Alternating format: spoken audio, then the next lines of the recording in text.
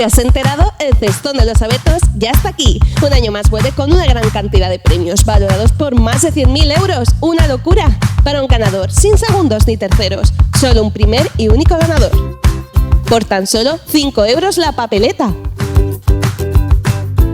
31 premios que pueden ser tuyos, destacando un viaje al Caribe, un magnífico Mercedes, una Benelli TRK, un Volkswagen Polo o una fiesta para 50 personas. Lo mejor de todo, que el cestón está libre de impuestos. ¿Y tú? ¿Qué harías si te tocase el Cestón de los Abetos? Es la segunda vez que lo compro y si lo hace una tercera lo compraré otra vez más.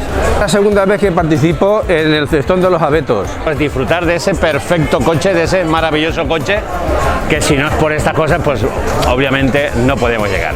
Si me tocase, lo que haría sería disfrutar de todo lo que tiene este cestón. Yo he comprado 3 papeletas, la otra vez compré otras 3 y esta vez otras 3.